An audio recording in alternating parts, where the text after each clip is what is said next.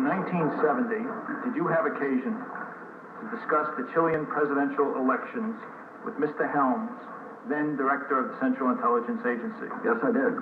Did you evidence your concern over the outcome of the Chilean election to Mr. Helms?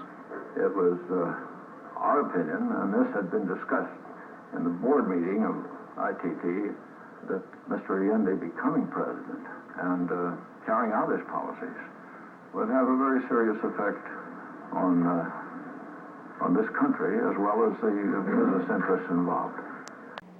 The Telegraph Corporation, International Headquarters, October 16, 1970. Personal and confidential. The Armed Forces boss, General Rene Schneider, is fully aware of the danger of Allende moving in, but he will not move an inch without phrase okay. One retired General Buell is all gung-ho about moving immediately. Schneider has threatened to have Buell shot if he moves unilaterally. Unless there's a move by dissident Chilean military elements, Salvador Allende will be inaugurated as president November 4th.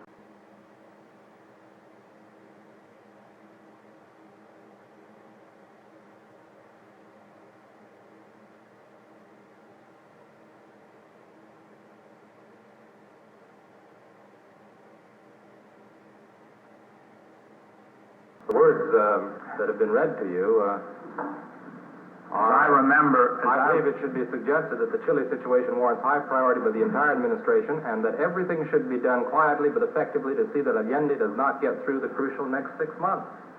What else could those words mean? Well, of course, he'd already been president, you know. He's elected by this time. Right. Now you were worried about the next 6 months, whether he gets through the next 6 months. Because of the economic situation in Chile was getting critical.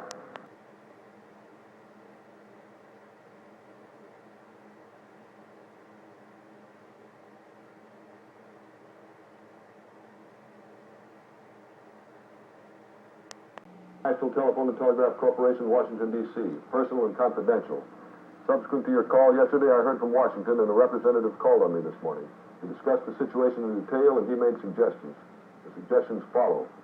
Banks should not renew credits or should delay in doing so. Companies should drag their feet in sending money, in making deliveries, in shipping spare parts. We should withdraw all technical help and should not provide any technical assistance in the future. The visitor added that money was no problem. He indicated that certain steps were being taken, but that he was looking for additional help aimed at inducing economic collapse. The direct order of our president, CIA, went down to really try to activate a military action against Allende when he was just named as president.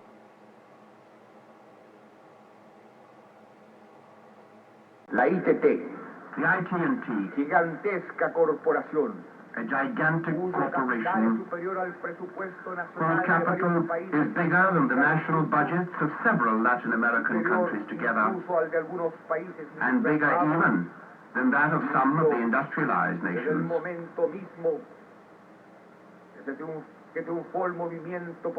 Launched a sinister plan to prevent me from acceding to the presidency as soon as the People's Triumph in the September 1970 elections became known. It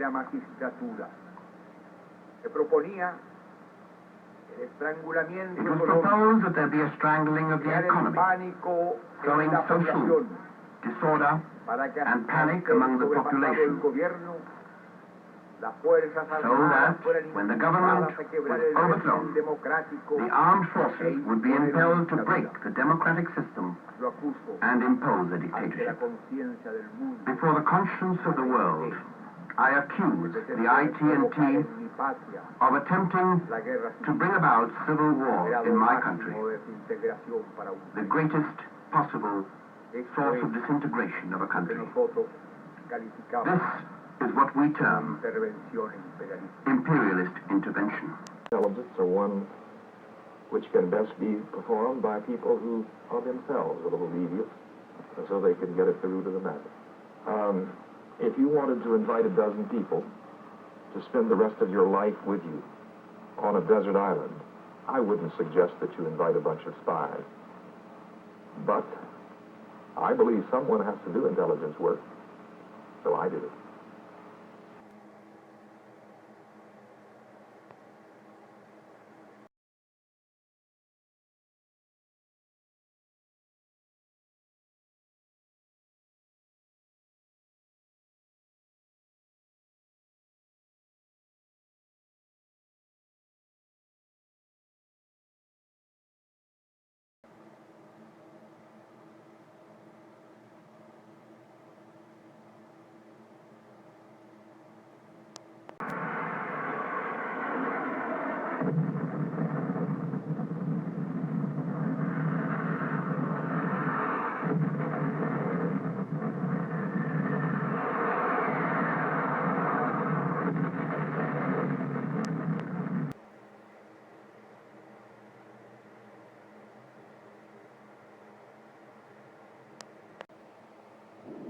and the U.S. government would much prefer for that coup not to have taken place so there could have been elections.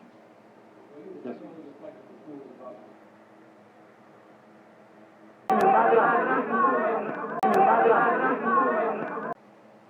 It had nothing to do with the military coup, and every investigation has found that.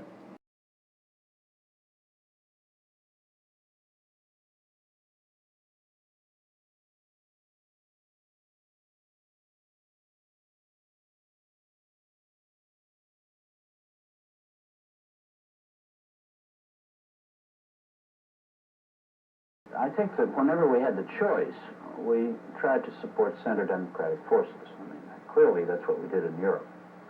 We didn't support any fascist groups in Europe. We didn't have to because there were good socialists, good Christian Democrats. We did not go to the right-wing forces.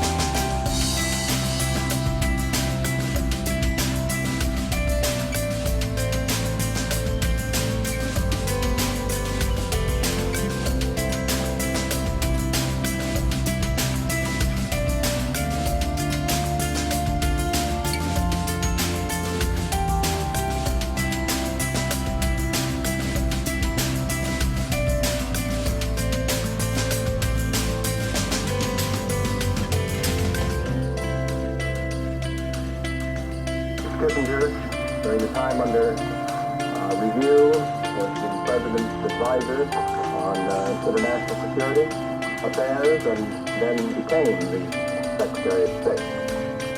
So we needed his testimony to determine what the administration policy was toward Chile in this particular period. His presence here should not be interpreted as meaning that he himself was ever involved in any plot to assassinate any foreign figure.